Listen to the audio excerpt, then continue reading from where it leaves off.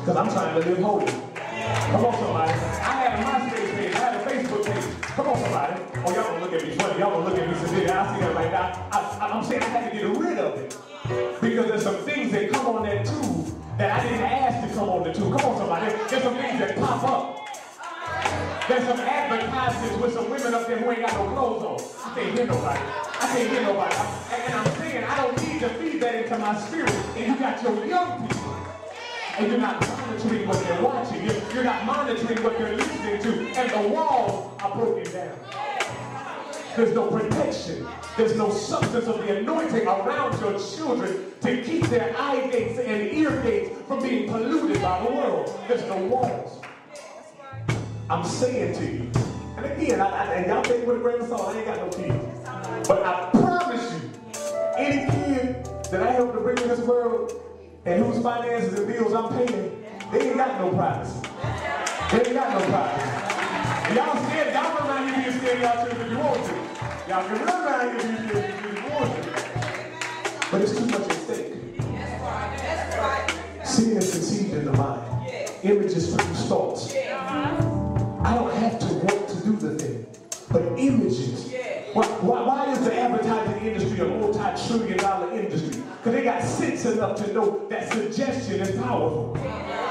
Even if you didn't want to go to Wendy's, they can put a Wendy's commercial on there and try to change your mind. And even if you don't get up and leave when you're watching the TV, the next time you ride by Wendy's, you're going to remember that commercial. Come on, they know that the power of suggestion. And what we fail to realize is that the power of suggestion works both ways. The enemy is suggesting things to our young people and to our older people. And we don't have any walls. I'm saying we got to rebuild the walls. We got to rebuild the walls. We got to rebuild the walls around our children. We got to rebuild the walls around our church. And what I'm saying to you is that when we start building up the walls of prayer, when you start praying and fasting, and when you start walking into the living room or into the den where the TV is, and you hear some profanity coming off the TV, and cut the TV off. When you start doing that, there's going to be some opposition. Listen to me. Come on, saints. Come on, saints. When you start living holy, say, no, cut off the TV, where your homework at? When you finish your homework, where your Bible at? That's right. And let me tell you something else, let me tell you something else, let me tell you something else, let me tell you something else, let me tell you something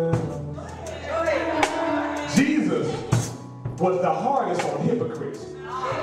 So don't you tell me to pull out my Bible and you can't find yours.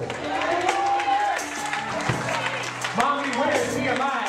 I don't know. Just look at the table of contents. I don't know. The devil is a lie. You can't hold me accountable to a word you're not living. We got to build up the walls around our children. We got to build up the walls around our family. It's not just about young people. We got some brothers and sisters.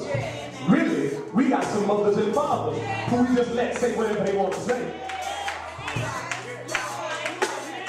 That's all right. They can say that. It's all right. No, the devil is a liar. Just like a spirit can get in a little child. Spirit can get into somebody. Come on, somebody. We got to build up the wall. I'm saying we got to build up the wall. We got to build up the wall. And when Nehemiah had that vision, God gave them a vision to build up the walls. Let me tell you what happened. Tobias and Sanballat got angry. Got angry that they were going to rebuild the walls. Got angry that they were going to do something about the city that was in ruins. And they started spreading rumors and saying they were going to kill the people for building up the walls. They were going to kill the people for trying to build up the walls. But what did Nehemiah do? Turn back with me, turn back with me, turn back with me. To verse 16 and 17. It says, so it was that from that time on, that half of my servants worked at construction, while the other half held the spears, the shields, the bows, and wore armor, and the leaders were behind all the house of Judah. Those who built on the wall and those who carried burdens loaded themselves, so that with one hand they worked at construction, and the other hand they held a weapon. Stop coming in here empty-handed. Stop coming in here empty-handed. The first thing we're going to do is we're going to build a wall. You got to be teaching your children the truth. That's the construction. You got to be encouraging them, saying you did a good job. I enjoy what you're doing. I keep on coming to church. Keep on coming to word power. That's what you left here. Yeah. but with your right hand. You got to be in some warfare. Come on, somebody. Now you can be scary saints, you can be nursery school saints all you want to, but I need some warriors who have some weaponry in this hand. You got to be praying over your child. You need to be anointing your child. You need to be bleeding the blood over your child on a daily basis.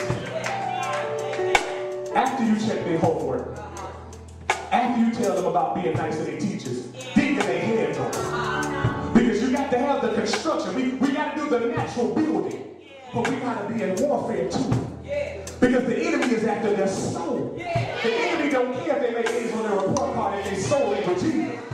Come on. The enemy don't care if they excel with their teachers as long as they don't excel with God. The enemy don't care if they get ahead in the natural as long as they don't get ahead in the spiritual. The devil wants them to make a six-figure job and don't go to church. The devil wants them to work 6 days a week and stay at home on Sunday morning and miss the word. That's what the devil wants. You got to teach them.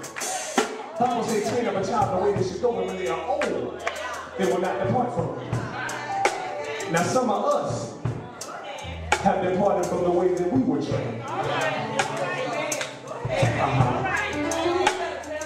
Some of us came up in houses where we were supposed to go to church. And now that we grown, we come to church when we want to come to church. Because mama ain't gonna come in there and cut on the light and say get up and go to church. We don't go when we know we're supposed to go. So you don't have a witness. Well, actually you do have a witness. You do have a witness. That inconsistency is a witness. It's a witness to inconsistency. It's a witness to there ain't no real thing to this Jesus that you're talking about. And I see it. I'm looking at you. I'm saying, Mama said go to church every Sunday, but she don't go. Daddy said church is a good thing. And we ought to always be in church. You need to pay attention in church. You don't pay attention. You be sitting there nodding. I see it.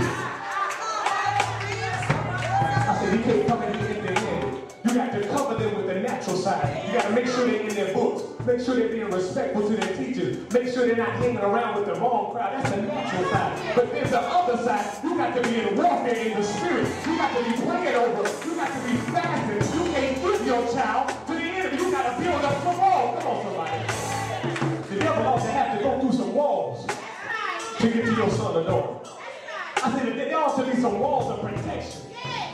And you ought not be sleeping with the enemy. Come on, somebody. That means the devil ought not to be coming in your TV, coming in on your radio. How you gonna fight him if he already in your house? Now some of y'all scary, and y'all ain't gonna say amen. But you need to, either you're serious or you're not. I'm gonna say this, and this is funny. So some people say, Pastor, I'm really trying to lose weight. I'm really trying to lose weight. I mean, well, you know what? A good thing to do if you're gonna lose weight is, to stop eating after 8. Oh, but no, man, I can't do that now. I can't do that now. Well, you know what I said? Come back when you're serious. Come back. Well, Pat, I'm really trying to lose weight. Well, one thing we gotta do, we gotta cut out so much of that fast food. Well, I don't know. My fried chicken, I don't know. I gotta stay on that. Well, come back when you're serious. Come back when you're serious. Child, well, Pastor, I want to pray for my son, pray for my daughter, pray for my grandson, pray for my granddaughter. They're going through some things. But what have you been praying over? Have you laid down some rules and said, this is what we want to do, and this is what we ain't want to do? Well, no, Pastor, I ain't done. Well, come back when you're serious. Well, come back when you're serious. Because Lucy, he ain't playing. And our problem is we playing. We think everything gonna be all right. By and by, everything gonna work itself out. The devil is a liar. All things work together for good to them that love the Lord and are the called according to what? His purpose. If you're called according to his purpose, that means you're doing something. You're not just sitting in there on your amazing grace, sitting on your blessed assurance. Come on, somebody. The second thing is, if we're going to build this wall, not only can we not come in empty-handed, we got to build the construction in the natural, and we got to war in the spirit. The second thing that we have to do is, you can't come in empty-handed.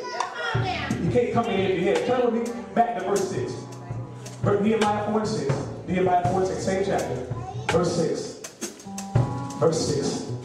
It says, so we built the wall. Everybody say we built the wall.